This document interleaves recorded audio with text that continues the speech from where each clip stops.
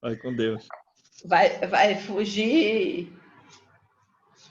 Ai, Então vamos lá. Agora, não se pode servir a Deus e a Mamon, capítulo mamão. 16, né? Item 12. Item Isso. 12. É. Todo mundo achou aí? Sim. Sim. É ainda uma mensagem relativa ao emprego da riqueza, né? É. De um Espírito espírito. protetor. É. Quando considero a brevidade da vida, impressiona-me dolorosamente a incessante preocupação de que é para vós objeto o bem-estar material, ao passo que dais tão pouca importância ao vosso aperfeiçoamento moral, a que consagrais pouco ou nenhum tempo e que, no entanto, é o que importa para a eternidade. Então, ele fica impressionado dolorosamente, porque nós nos preocupamos apenas com o bem-estar material, sem dar importância e sem gastar um tempo com o nosso aperfeiçoamento moral, que é o que importa para a vida após essa vida aqui. Beleza? Beleza. Dir-se-ia, diante da atividade que desenvolveis, tratar-se de uma questão do mais alto interesse para a humanidade, quando não se trata, na maioria dos casos, senão de vos pordes em condições de satisfazer as necessidades exageradas, satisfazer a vaidade, ou de vos entregardes a excessos.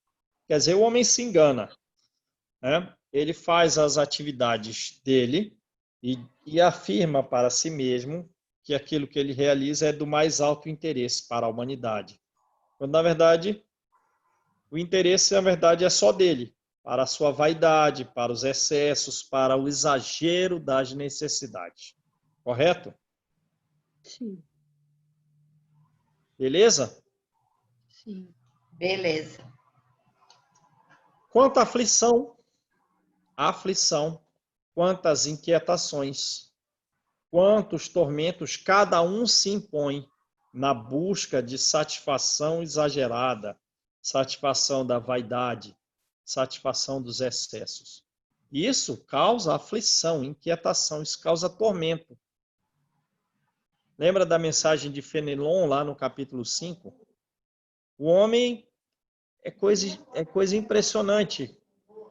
Ele causa para si tormentos que está na mão dele evitar.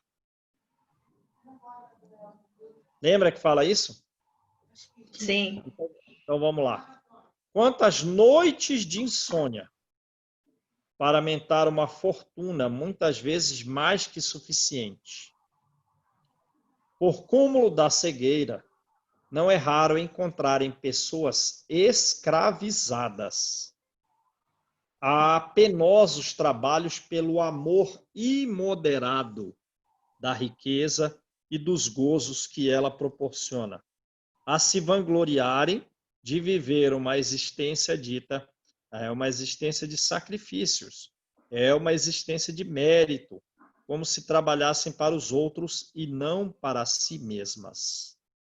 Insensatos. Beleza? Sim. Então, com boa frequência, muito frequentemente, você encontra pessoas que são escravas de trabalhos penosíssimos, noites de insônia. Para quê? Para aumentar a riqueza. Para quê? Para aumentar o gozo que a riqueza proporciona. E ainda se vangloriando. Ah, eu estou fazendo um sacrifício.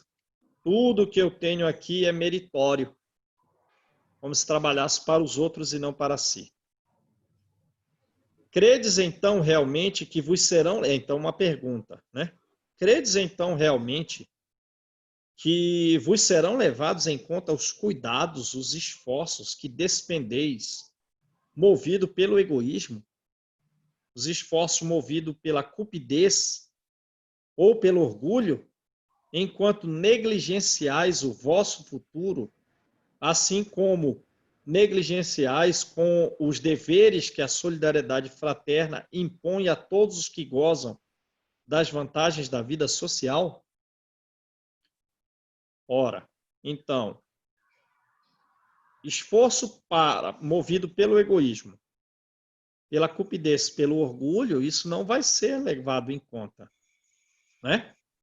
Principalmente quando a gente, seguindo esse caminho, esse desejo egoísta e orgulhoso, estamos negligenciando, deixando para outro plano a questão da solidariedade.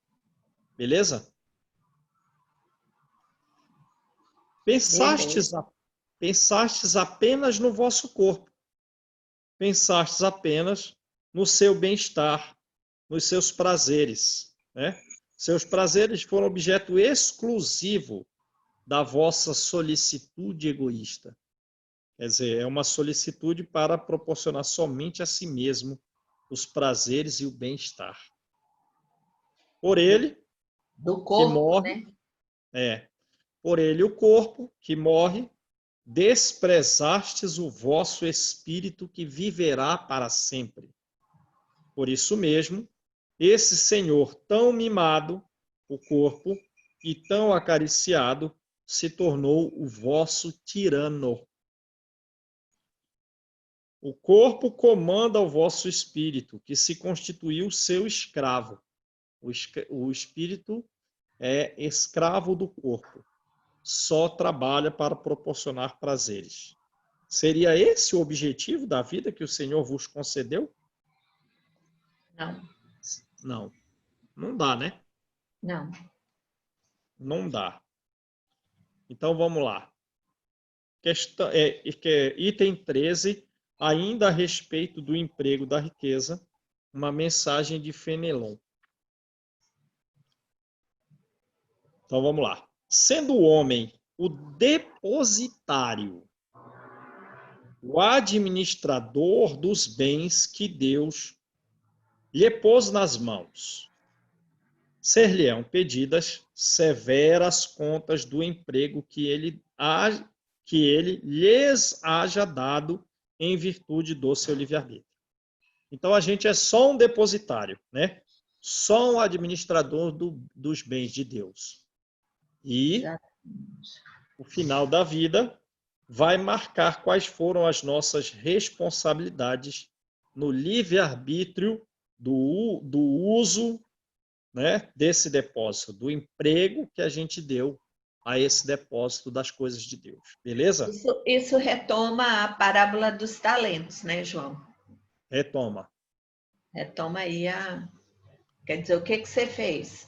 Exato. Né? O que você fez?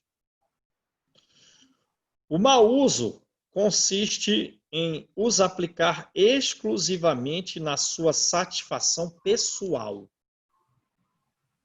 Isso é o mau uso. Qual? Satisfação pessoal exclusiva. Ao contrário, o emprego é bom todas as vezes que deles resulta um bem qualquer para outrem, para outra pessoa. Beleza? Legal? Beleza. O O mérito, bom. aí então tá. Digamos assim, o emprego é bom se resultar benefício para outra pessoa. Legal. Só que o mérito é proporcional ao sacrifício que a criatura se impõe. Deu para entender? Então, uma coisa é ser boa, outra coisa é qual é o tamanho do mérito. Vai depender do tamanho do sacrifício. Sim. Certo? Ok. Várias coisas boas, mas algumas mais meritórias que outras, a depender do sacrifício realizado. A beneficência, né, é apenas um modo de empregar-se a riqueza. Ela, a beneficência, alivia a miséria atual, ela aplaca a fome, ela preserva do frio e proporciona abrigo a quem não o tem. Há, porém, um dever igualmente imperioso e meritório, qual? O de prevenir a miséria. Esta é a missão das grandes fortunas, mediante os trabalhos de todo gênero que com elas se pode executar. Então, é evitar que se caia na própria miséria, certo? Quem possui grandes fortunas, através de várias espécies do trabalho, tem a tarefa de prevenir que surja a miséria aqui, ali e acolá. Beleza? Beleza. E mesmo tirando legítimo proveito desses trabalhos, o bem não deixaria de existir, porque o trabalho desenvolve a inteligência e enaltece a dignidade do homem, sempre cioso, sempre cuidadoso de poder dizer que ganha o pão que come, ao passo que a esmola humilha e degrada.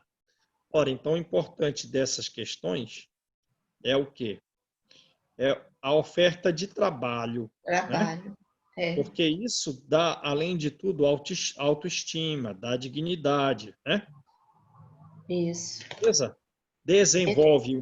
Desenvolve a inteligência, dá a dignidade. Então, a pessoa fica bem mais feliz recebendo um trabalho remunerado do que uma esmola. Não A humilha, esmola né? não humilha, Não humilha. não humilha, né?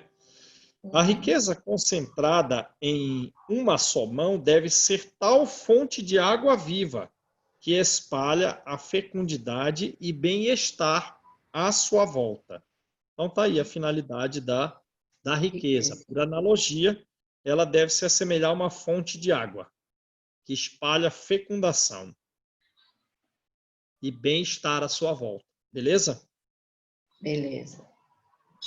Ó vós ricos, que a empregardes segundo as vistas do Senhor, o vosso coração será o primeiro a descendentar-se nessa fonte benfazeja.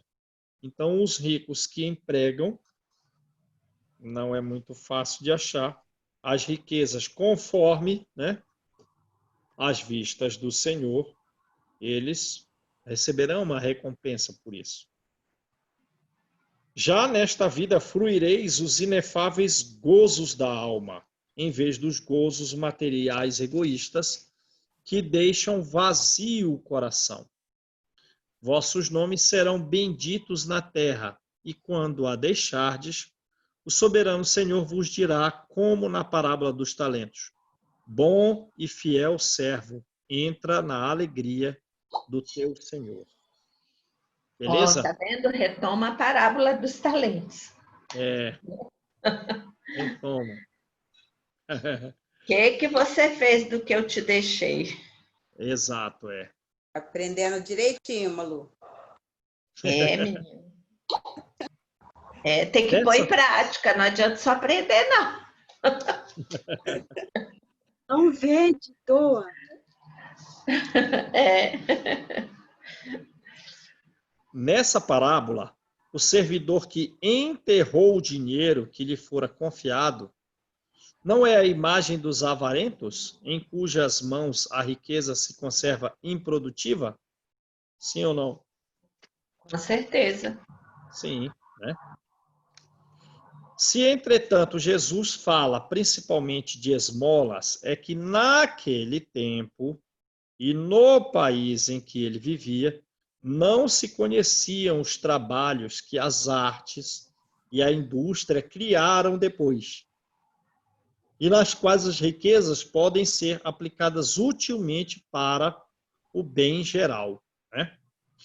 A todos os que podem dar pouco ou muito, direi: dá esmola quando for preciso, mas, tanto quanto possível, convertei-a em salário, a fim de que aquele que a receba não se envergonhe dela. Beleza? Tem que guardar bem essa frase. É. Dá Então, às vezes, esmola quando for preciso. é, Tanto às quanto vezes, possível, converte em salário, a fim é, de que quem o receba não se vergonhe. É é. bom, né? É a não humilhação. Às vezes você pega uma pessoa de idade, como que ela vai trabalhar se ela está com uma idade muito avançada? Então, aí não tem uma outra opção a não ser receber algum recurso sem que seja fruto do trabalho. Existem também pessoas que são mais novas, mas às vezes estão doentes, aí também não pode realizar o trabalho. Aí, razoável, receber algum recurso sem se vincular ao trabalho. Mas alguns, se possível, né? Há condições de trabalhar? Há. Então, é melhor converter em salário para que a pessoa tenha autoestima, para que ela Exato. se desenvolva intelectual e moralmente, em Ou dar o função. instrumento, hein, João? Ou dar o instrumento para o trabalho. Às vezes pode não ter muito o que dar, mas o instrumento para o trabalho já é uma grandeza. É, é, exato.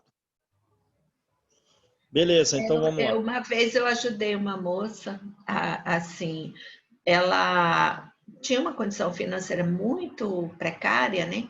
E aí eu ajudei assim dando as coisas de artesanato, que são mais caros e tudo, né? Eu comprava e mandava para ela. E aí ela fazia peças e vendia, né? Ganhava o dinheirinho dela, né? Aí eu Ótimo. fazia assim, como um sorteio, aí dava um jeito, sempre ser ela sorteada, sabe? Eu fazia assim. E aí É, mandava para ela, quer dizer, não ficava aquela coisa, né? Ah, é uma humilhação. Não, é isso aí. Às vezes tem gente que pede, pede um trabalho, né? Ah, é, deixa eu capinar o jardim aí na frente, deixa eu fazer alguma coisa, fazer outra. exatamente. Melhor ainda, né? Então vamos lá. Desprendimento dos bens terrenos. Uma mensagem bem longa de Lacordaire, não é isso? É. Nossa, é grande, hein? Então vamos lá. Venho, meus irmãos, meus amigos, trazer-vos o meu óbolo, a fim de vos ajudar a avançar com desassombro pela senda do aperfeiçoamento em que entrastes. Nós nos devemos uns aos outros. A regeneração só será possível mediante a união sincera e fraternal entre os espíritos e os encarnados. Né? A gente tem que dar ouvidos à voz deles. E temos também que auxiliar aqueles que mesmo estão do outro lado, através não só das reuniões mediúnicas, mas do nosso comportamento no dia a dia, pois eles nos observam. Né? A regeneração só vai ser possível pela união sincera e fraternal entre Também nós. somos exemplo, né? Quer dizer, a partir do momento que você está, que ele vê que você está focado, né? Na melhora moral, eles também, bom, ó, essa aí está melhorando, né? E tal, acho que eu vou procurar fazer igual ela. Exato, Ah, exato. temos que Aí fazer isso.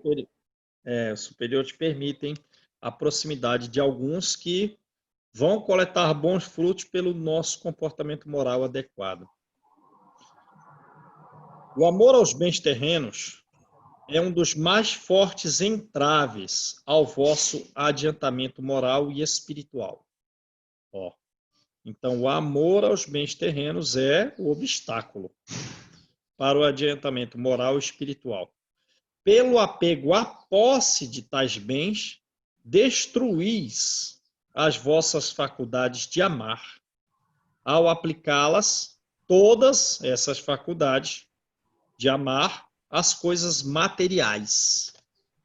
Beleza? Sim. Sede sincero. A riqueza proporciona uma felicidade sem mancha, sem mescla. Quando os vossos cofres estão cheios, não há sempre um vazio no vosso coração?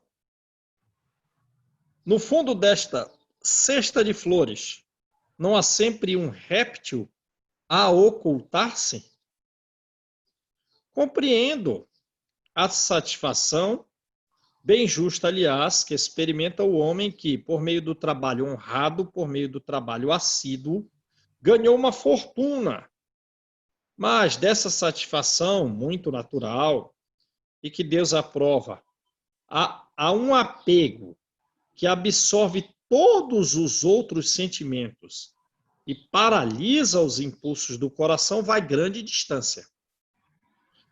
Tão grande quanto a que separa a prodigalidade excessiva da sórdida avareza.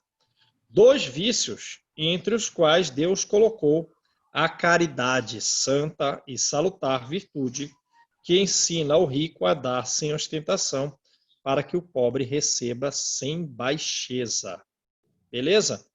Então, Beleza. digamos assim, um homem que tem a satisfação, né, de ter conseguido uma fortuna pelo um trabalho sério, pelo trabalho correto, honrado e assíduo, né? É uma satisfação que Deus aprova, sem dúvida, é uma satisfação natural. Porém, uma coisa é essa satisfação oriunda de um bom trabalho, de um trabalho dedicado e assíduo, a uma absorção pelo desejo dos bens materiais, né? Absorve os sentimentos de solidariedade com relação aos outros, paralisa os impulsos do coração em tentar ajudar aos outros. Isso vai uma grande distância entre uma coisa e outra. É uma distância tão grande quanto a prodigalidade excessiva, quer dizer, a pessoa que sai gastando recursos alocado, sem daqui a pouco sem ter condição nem de pagar a conta de luz ou de comprar algum remédio, né? Vai a distância dessa prodigalidade excessiva até uma sórdida avareza de alguém que quer segurar todo o dinheiro e não quer nem pintar a casa quando a casa está sobre o bagaço. Dentre essa posição de gastar, gastar, gastar, gastar, e a outra de... Isso é o filho do Antônio Olímpio. Do livro Nos Domínios da Mediunidade, Não capina nem o jardim. Não. Então, dessa posição de gastar, gastar, gastar, até uma posição de uma avareza sórdida, entre essas duas posições existe a caridade, né? Em que o homem guarda algum recurso para si, porque ele precisa comprar remédio para si, para os seus filhos, se ele ainda não é um viúvo, uma viúva, né? Necessita alimentar as pessoas, mas ele também pode auxiliar os outros. E esse auxílio aos outros é a caridade, em que ele tem que dar sem ostentar, para que o outro não receba se sentindo humilhado. Beleza? Legal? Legal. Quer a fortuna? Hã? Tem que guardar, mas um valor necessário com um objetivo real, né? Aí não está fora da realidade. Não pode sair da realidade, né? Não pode sair. E também não pode deixar de ajudar os outros. É uma posição intermediária entre a prodigalidade excessiva e a sórdida avareza. Alguém que gasta tudo alocado e a posição de que alguém que não gasta nada. A caridade está aí no meio. Quer a fortuna vos tenha vindo da vossa família, quer dizer, não foi mérito seu, é herança, certo? Quer a tenhais ganho com o vosso trabalho, há uma coisa que não deveis esquecer jamais, é que tudo vem de Deus e tudo retorna a Deus. Nada vos pertence na terra, nem mesmo o vosso pobre corpo. Nosso próprio corpo não é nosso. A morte vos despoja do corpo, como despoja de todos os bens materiais. Sois depositários e não proprietários, não vos iludais. Deus vos emprestou, tendes de lhes restituir esses bens. E ele vos empresta com a condição de que o supérfluo, pelo menos o supérfluo, reverta em favor dos que não têm sequer o necessário. Legal? Beleza, gente? Beleza. Eu desliguei aqui por causa da minha cachorrinha que estava latindo, mas está beleza. Tá. Um dos vossos amigos vos empresta certa quantia. Por pouco honesto que sejais, fazeis questão de restituí-la escrupulosamente, né, zelosamente, e lhes ficais agradecido. Pois bem, essa é a posição de todo homem rico. Deus é o amigo celestial que vos emprestou a riqueza.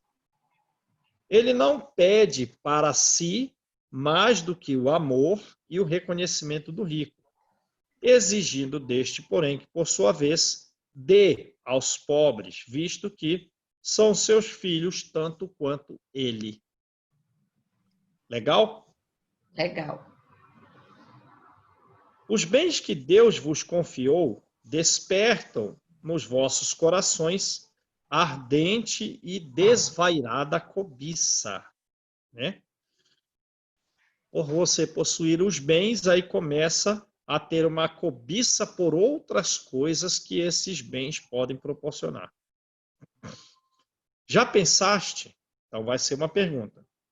Quando vos apegais imoderadamente a uma riqueza perecível e passageira, como vós mesmos sois perecíveis e passageiros, que um dia tereis de prestar conta ao Senhor daquilo que vos veio dele? Não, acho que muitos ricos não fazem isso, né?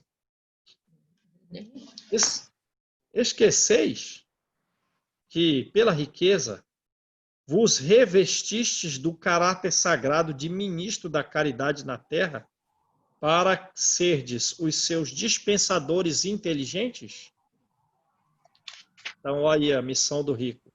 O rico recebe alguns recursos. Olha, você na terra é um ministro da caridade e esse trabalho é um trabalho de caráter sagrado. E você tem que dispensar valores para ajudar os outros de maneira inteligente. Ajuda aqui, ajuda ali, ajuda acolá, ajuda aqui, ajuda ali, ajuda acolá. Quando usais somente... Aqui também tem que também manter aquela riqueza para continuar ajudando. Dentro Você tem que fazer, é aquele da parábola, né, dos talentos. Você tem que ir ali aumentando para poder continuar ajudando aqueles e outros mais, que sempre vai aparecer. Se você sempre dispensar muito para si, sem ficar nos excessos, está valendo. Quando usais somente em vosso proveito, aí, ó, o problema é esse, ó. Quando usais somente em vosso proveito aquilo que vos foi confiado, que sois senão depositários infiéis? Que resulta desse esquecimento voluntário dos vossos deveres? Quais são as consequências de você não cumprir o dever de ministro da caridade na terra por possuir recursos? A morte inflexível e inexorável, quer dizer, implacável, rasga o véu sob o qual vos ocultáveis e vos força a prestar contas aos amigos que vos favoreceram. E nesse momento, enverga diante de vós a toga de juiz. Então, vai passar à esquerda ou vai passar à direita, certo? Sim. É em vão que procurais iludir-vos na terra, colorindo com o nome de virtude o que muitas vezes não passa de egoísmo. Não, mas eu sou inteligente, por isso é que eu tenho esse trabalho, que ganha esse salário, achando, né? Dando um colorido ao egoísmo. Em vão chamais economia, em vão chamais previdência, ao que é apenas cupidez e avareza. ou generosidade quando não passa de prodigalidade, desperdício, dissipação em proveito próprio, vosso, né? Então, o que acontece? A pessoa com apego aos bens terrenos, não desprendido dos bens terrenos, ela chama a sua própria avareza de previdência, né? Ela chama de economia. E ainda, ela chama de generosidade o gasto exagerado que traz proveito só para ela. Beleza? Beleza. Um pai de família, por exemplo, se abstém de praticar a caridade, economizando, amontoando, economizando ouro, para, diz ele, deixar aos filhos a maior soma possível de bens e evitar que caiam na miséria. É muito justo, é paternal o convênio e ninguém pode censurar. Mas será realmente esse o único motivo que o guia? Não será muitas vezes um compromisso com a consciência para justificar aos seus próprios olhos e aos olhos do mundo o seu apego pessoal aos bens terrenos? Quer dizer, na verdade, ele tem um apego muito pessoal aos bens terrenos que ele justifica aos seus próprios olhos e aos olhos do mundo que não, que ele está economizando, guardando, para deixar para os filhos. Mas, no fundo, o motivo é outro. Certo? Certo. É apego, né, João? É apego. Apego pessoal que ele disfarça, dizendo, não, é que eu vou deixar para os meus filhos a maior quantia possível. Avareza também, né? Muitas Avareza. vezes ele Avareza. camufla naquilo ali, né? Mas é uma avareza. É, exato. Contudo, mesmo admitindo que o amor paternal seja a única razão a que ele obedece, será isso motivo para que esqueça seus irmãos perante Deus? Então, agora a gente já está num outro caso aqui. O caso aqui é que não é avareza, não é apego. Realmente a pessoa está guardando para deixar aos filhos, né? Esse é o único motivo, a única razão pela qual ele guarda. Por isso, por esse motivo de deixar para os filhos, ele não pode ajudar ninguém, desde que já tem o supérfluo, deixará os filhos na miséria por lhes prestar um pouco menos desse supérfluo? Quer dizer, você já vai deixar os filhos, realmente esse motivo nessa pessoa é verdadeiro, não é uma questão de apego e avareza. Mas só esse motivo aí de deixar para os filhos, ele não pode ajudar Justifica não ser caridoso, né? Não justifica. O filho vai ficar na miséria se ele der um percentual desse valor aí. Não será dar a eles, aos filhos, uma lição de egoísmo e ainda endurecer-lhes os corações? Não será sufocar neles, nos filhos, o amor ao próximo? Pais e mães, incidis em grande erro se credes que desse modo conquistais maior afeição dos vossos filhos. Então, primeiro ponto. Não, é que eu realmente guardo para os filhos. E digamos que seja verdadeiro. E por isso eu não auxilio os outros. Está dando uma lição de egoísmo ao filho. Está auxiliando o filho a endurecer os corações. Está sufocando nos filhos uma capacidade de amar o próximo. É um grande erro, porque isso não vai fazer com que a afeição do filho seja maior pelos pais. Ele não vai ser mais nosso amigo, porque a gente está guardando dinheiro para os filhos e não auxiliando outras pessoas que necessitam. Não vai dar maior afeição, não. O filho não vai ficar mais, digamos assim, né, agradecido. Não vai. Ensinando-lhes a ser egoísta para com os outros, ensinai-lhes a sê-los para com vós mesmos. Então aí, quando o pai necessitar de algum auxílio do filho, como o pai ensinou ele a enrijecer o coração, os filhos também serão egoístas para com os pais que guardaram, né, o dinheiro para eles. Estão entendendo aí? Sim. É comum ouvir-se dizer de um homem que trabalhou muito e acumulou bens com o suor do rosto, que, quando o dinheiro é ganho, melhor se reconhece o seu valor. Então, a pessoa que ganha o dinheiro, melhor sabe o valor do dinheiro.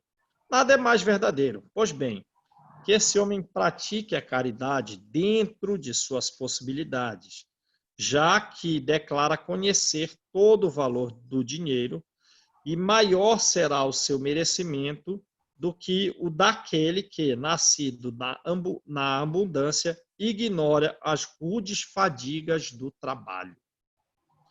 Beleza? Beleza. Ao contrário, se esse homem que se recorda das suas aflições, que se recorda das suas lutas, se ele for egoísta, duro para com os pobres, tornar-se-á bem mais culpado do que o outro, visto que, quanto melhor cada um conhece por si mesmo as dores ocultas da miséria, tanto maior será o seu dever de aliviá-la nos outros. Beleza?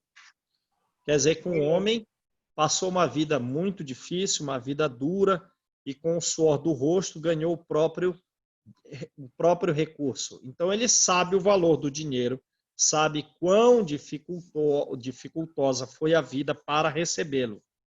Ora, por isso, se ele esquecer de auxiliar os outros que estão em dificuldade,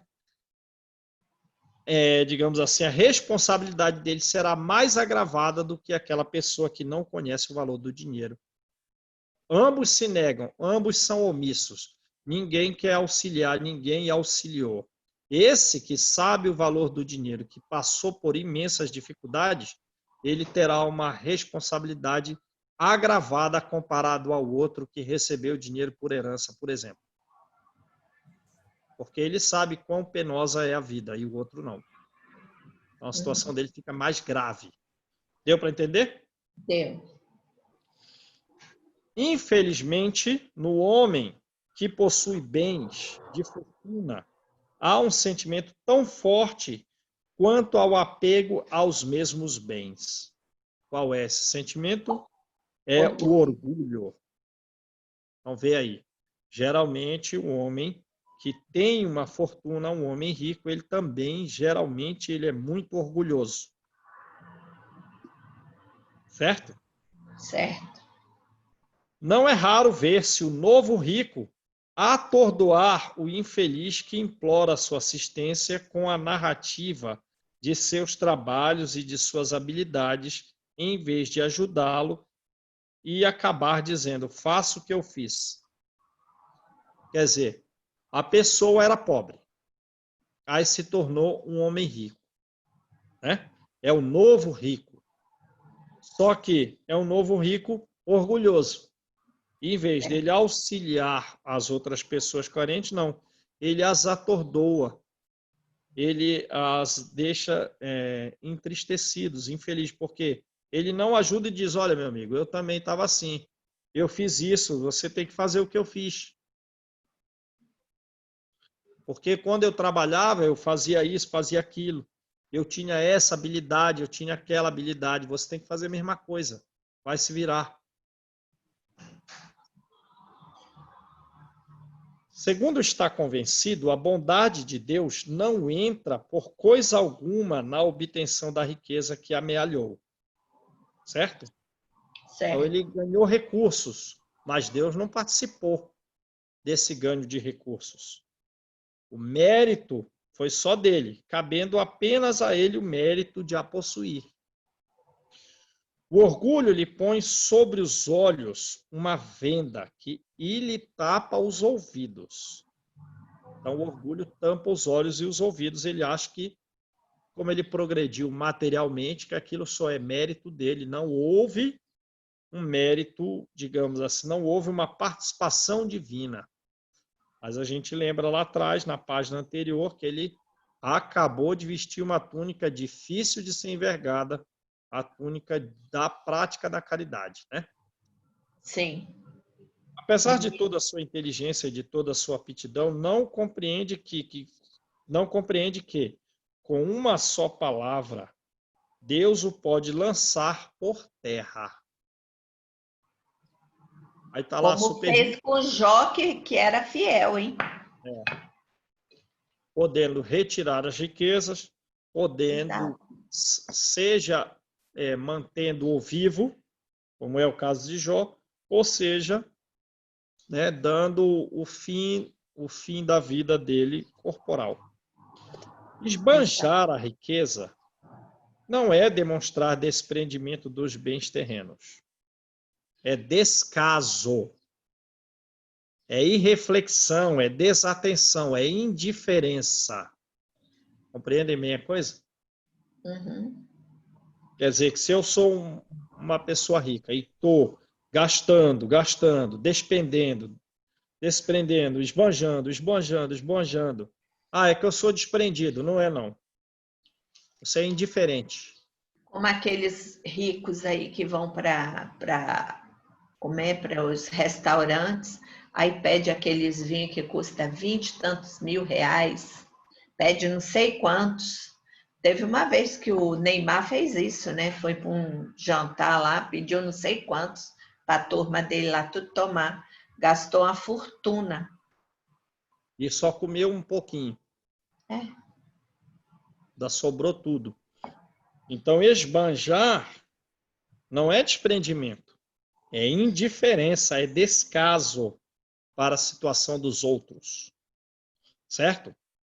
Sim. Como depositários desses bens, o homem não tem o direito de os dilapidar, quer dizer, não pode gastar esbanjando, gastar à toa. Não pode ficar gastando aí de qualquer jeito. Nem o de os confiscar em seu proveito. Nem uma coisa nem outra, nem gastar, e nem de segurar. Prodigalidade quer dizer desperdício, dissipação, não é generosidade. E a diferença é que o pródigo gasta consigo. Ele desperdiça consigo. E a generosidade é para com os outros. Então, prodigalidade não é generosidade. É, muitas vezes, a prodigalidade uma forma de egoísmo. Alguém que esbanje a mancheias, quer dizer, em grande quantidade, o ouro de que disponha, para satisfazer uma fantasia, talvez não dê 1 centavo para prestar um serviço. O desapego aos bens terrenos consiste em apreciar a riqueza no seu justo valor, em saber servir-se dela em benefício dos outros e não apenas em benefício próprio, em não sacrificar por ela os interesses da vida futura, em perdê-la sem murmurar, caso apraza a Deus retirá-la. Se por efeito desses reveses e desses insucessos imprevistos vos tornardes qual Jó, dizei como ele, Senhor, tu mos deste, tu mos tiraste, seja feita a tua vontade. Com resignação, certo? Sim. Eis aí o verdadeiro desprendimento. Né? Sim. Então, o que é o verdadeiro desprendimento? Você pode servir-se da riqueza em benefício dos outros e não do benefício próprio. Você não pode sacrificar pela riqueza os interesses da sua própria vida futura. Né? Igual aquela mulher do Evangelho, né, João? Que ela ia... ela ia com roupas simples, né? Parava o carro distante, o bagageiro dela era praticamente um supermercado, e ela ia levar aos pobres sem humilhar. Exato, exatamente. É isso aí. Lembrei dela. E se perder, você tem que ficar tranquilo. Eis aí o verdadeiro desprendimento. Sedes antes de tudo submissos. Confiai em Deus, naquele que, tendo-vos dado e tirado, pode novamente restituir o que vos tirou. Resistir com coragem ao abatimento, ao desespero que vos paralisam as forças. Quando Deus vos desferir um golpe, jamais esqueçais que, ao lado da mais rude prova, ele sempre coloca uma consolação. Ponderai, sobretudo, que há bens infinitamente mais preciosos do que os bens da terra. E essa ideia vos ajudará a desprender-vos desses últimos. Beleza? Então, bens na vida futura, só a presença de um espírito elevado que a gente possa ter contato numa colônia espiritual superior, já é outra coisa. Agora, João, aqui ele fala assim: quando Deus vos desferir um golpe, jamais esqueçais que ao lado da mais rude prova, ele sempre coloca uma consolação. Mas eu acho que não é Deus que desfere o golpe, nós provocamos. O golpe vem em função dos nossos atos errados. É sempre em função de uma interpretação equivocada da vida, né? Porque se nós fôssemos amorosos, submissos à vontade de Deus, a gente fraternos, né? Fraternos. Fraternos. Não sentiria como se fosse um golpe. Aquilo seria, digamos assim, um fardo leve.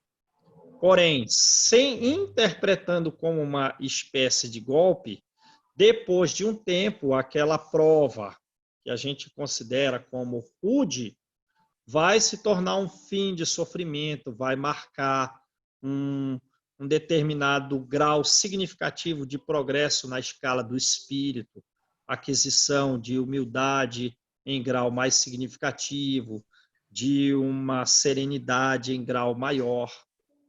Pois é, mas não é Deus que desfere. Nós é que provocamos. Aquele golpe vem em virtude de atos errados que cometemos, ou nessa vida ou em vidas passadas. Tem uma causa, mas tem a finalidade libertadora, né? Como a gente está no mundo de provas e expiações, as dificuldades pelas quais nós passamos vêm da natureza das próprias pessoas que estão no mundo de provas e expiações. Porém, é bom, porque vê, por exemplo, o Divaldo, ele está no mundo, ele é um espírito com um nível evoluído muito alto. Ele sofre os golpes da vida? Sofre o golpe da vida. Tem uma permissão divina para que ele sofra essas coisas? Tem. Mas qual é o benefício que ele tira disso? Ou ele tira malefício? Ele fica revoltado ou ele se resigna? Não. O Divaldo ele é como um violino, em que os golpes da vida, que tem permissão divina para ocorrer, para ele gera ainda uma música mais amorosa. A dor da vida para ele é como um arco de violino que faz com que ele toque uma música de amor cada vez mais bela ainda, né? Então, sim, as provas da vida são permitidas por Deus. Nada acontece sem a permissão divina. Porém, desses acontecimentos, a gente tem que retirar bons frutos pela boa interpretação que se tem da vida. Beleza? O mesmo episódio com uma determinada pessoa, ela pode produzir bons frutos e a pessoa está, digamos assim, melhor, mais madura, mais humilde, menos orgulhosa, mais sensível às dificuldades alheias, enquanto o outro, apesar do mesmo episódio sofrido, tem uma revolta muito mais significativa. Faz sentido, né? Então, as coisas que acontecem na nossa vida são sempre com permissões divinas. Porém, disso, a gente tem a oportunidade de tirar bons frutos. Tem que tirar progresso das dificuldades, das situações. Beleza? Beleza. Então, vamos lá. Então, por exemplo, resistir com coragem ao abatimento, ao desespero que vos paralisam a forças. Então, aconteceu algum episódio que, digamos assim, é um tanto entristecedor, que em algumas pessoas pode levá-las ao desespero, levá-las ao abatimento, levá-las à paralisação das forças. Tem que resistir a isso. Resistir a isso e seguir trabalhando, confiando em Deus, porque, né, a finalidade será benefícios, vai tirar benefício. Então, quando ele coloca aqui, quando Deus vos desferir um golpe, tem sempre esse sentido, né, de tirar bons frutos, mas tudo acontece com a permissão divina. Morrem algumas pessoas na pandemia, né, atual, famílias, de certa forma, desoladas, aí, entristecidas pela perda de entes queridos. Houve uma permissão divina para que ele desencarne? Houve.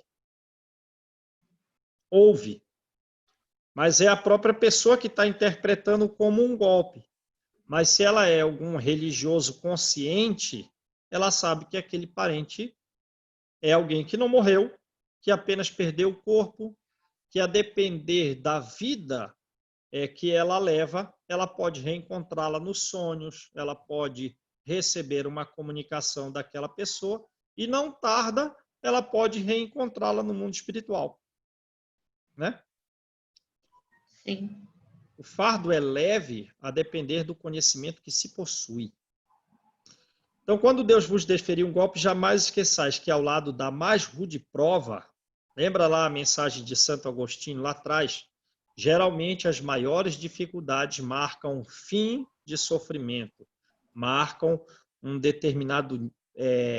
as provas mais rudes, elas marcam uma mudança significativa na personalidade da pessoa. Ponderais, sobretudo, que há bens infinitamente mais preciosos do que os bens da terra. É isso?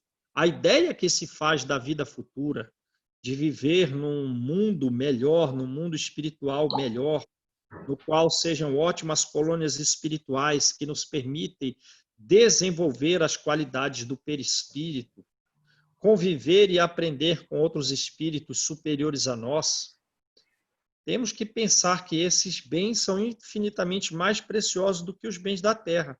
E essa ideia nos ajudará a desprender desses bens da terra, porque esse é o objetivo do capítulo, né? Desprendimento dos bens terrenos. Como faremos isso? Tendo uma ideia mais clara a respeito das colônias espirituais superiores nos seus mínimos detalhes. Beleza? Beleza. O pouco apreço que se ligue a uma coisa torna menos sensível à sua perda. Viu? Então, é uma questão de interpretação. Se você tem pouco apreço, quando você a perder, você não sente tanto. O homem que se apega aos bens terrenos, ora, falta para ele uma visão da vida futura. É como uma criança que só vê o momento presente. O que dele se desprende é como o adulto que vê as coisas mais importantes, por compreender essas palavras proféticas do Salvador. O meu reino não é deste mundo. Beleza? Beleza. Então a gente está aqui de passagem, nós não somos desse mundo. Vamos pensar. Somos estrangeiros. Vamos pensar no que nós podemos fazer para conquistar valores espirituais mais significativos. O Senhor não ordena a ninguém que se despoje do que possua, condenando assim a uma mendicidade voluntária. né, a se tornar um mendigo voluntário. Dá tudo o que você tem aí na sua casa. Não é isso. Porque quem assim agisse, tornar-se-ia uma carga para a sociedade. Proceder desse modo seria compreender mal o desprendimento dos bens terrenos. Um egoísmo de outro gênero. Porque seria o indivíduo eximir-se da responsabilidade que a riqueza faz pesar sobre aquele que a possui. Então, tem que assumir a responsabilidade da riqueza. E não pode doar tudo a ponto de você virar um mendigo. A não ser, né? A não ser no fim da vida. Retirar os casos da herança obrigatória, né? Dos herdeiros obrigatórios. E aí você já está no final mesmo, você não tem remédio que vá te auxiliar, você não tem mais a necessidade de roupas ou de sapato para caminhar. Mas antes disso, você não pode tornar uma carga. É como a gente está agora. Para que a gente precisa de roupa, de sapato? A gente está dentro de casa, não sai para nada. Não, mas daqui a pouco... Então não pode comprar, mas também não pode doar tudo, porque daqui a pouco a gente volta para a vida comum, né? Percebe? Então não pode virar um mendigo, porque seria deixar de assumir a responsabilidade de fazer um gasto das riquezas de uma forma inteligente. Não, então eu não quero mais essa prova da riqueza. Não dá. Não dá, tem que assumir. Não, pode encarar. Então vamos lá. Deus a concede a quem bem lhe aprover, a fim de que seja administrada em proveito de todos. O rico tem, pois, uma missão, não pode jogar a missão fora. Que ele pode embelezar e tornar proveitosa a si mesmo. Rejeitar a riqueza, quando Deus vô-la dá, é renunciar aos benefícios do bem que se pode fazer, administrando-a com sabedoria. Percebe? Então eu vou me livrar de todos os meus bens aqui, vou doar tudo isso. Não. Você não está administrando com sabedoria. Você está renunciando aos benefícios que podem se originar da prova da riqueza. Saber passar sem ela, sem a riqueza, quando não a tem, saber empregá-la utilmente quando a possui, saber sacrificá-la quando necessário, é agir de acordo com os desígnios do Senhor. Diga, pois, aquele em cujas mãos venha cair o que o mundo se chama uma boa fortuna, diga o quê? Meu Deus, tu me destinaste um novo encargo. Dá-me força, a força de desempenhá-lo segundo a tua santa vontade. Percebe? Então, uma pessoa que tem o recurso, ela não pode querer se livrar, não. Ela não pode querer doar. Ela tem que saber empregar utilmente, né? E quando ela não tem que saber passar a vida sem ela. E quando é necessário sacrificá-la, sacrifique-a. Mas a pessoa que possui, ela tem que desempenhar durante, talvez, a vida inteira, dar um bom uso do seu recurso. Não tem como, eu vou converter todas essas coisas aqui, vou vender e vou doar lá para os pobres. Não é assim, não. Tem que ser equilibrado. Tem que ser sábio. Beleza, gente? Vamos parar aí.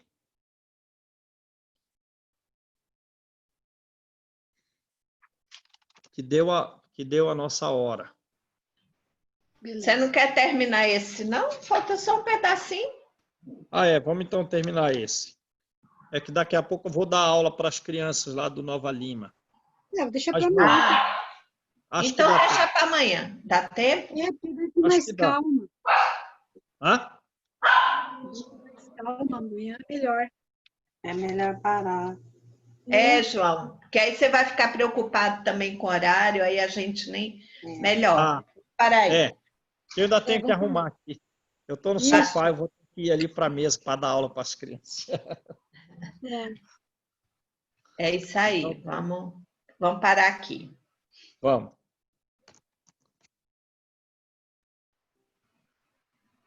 Então, não tem como se livrar, não, né? Exatamente. Gente, eu estou direto aqui com essa. A outra não para, porque eu fico o moço limpando aí os corredores, aí ela corre aqui na frente quando ele está limpando na frente, corre lá atrás quando ele está limpando lá atrás.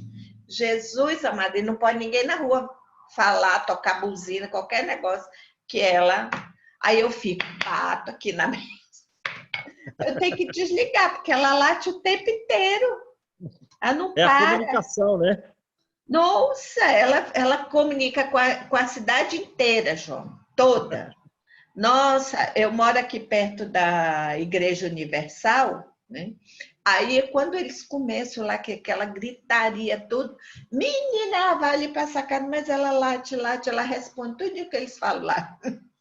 Ah, não, Senhor. É incrível. Ave Maria.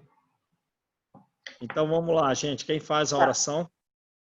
Angelita. Eu. Ó Pai de infinita bondade e ternura, nós os agradecemos pela bondade, pela misericórdia que tens conosco. Agradecidos estamos pelo nosso estudo da manhã e que esse estudo, Senhor, venha fixar em nossas mentes para que possamos fazer a nossa parte, auxiliando os nossos irmãos e nos auxiliando também, Senhor. Obrigada, Pai, a todos que participaram deste estudo e aqueles que ainda vão ouvir. E também obrigada aos encarnados e desencarnados que se fizeram conosco. Obrigada, Pai. Seja conosco em nosso dia, em nossa caminhada. Obrigada por tudo que tem feito em nossas vidas. Visita cada lar, Senhor, na humanidade, dando o refrigério, dando o remédio necessário a cada um. Ajuda-nos também, Senhor, a nos esforçar a cada dia mais, na confiança da imortalidade na alma, aumentando a nossa fé, aumentando a nossa confiança em Cristo. Obrigada, Jesus. Obrigada. E que assim seja. Amanhã. Tchau, gente. Um abraço. Fiquem com Deus. Até amanhã.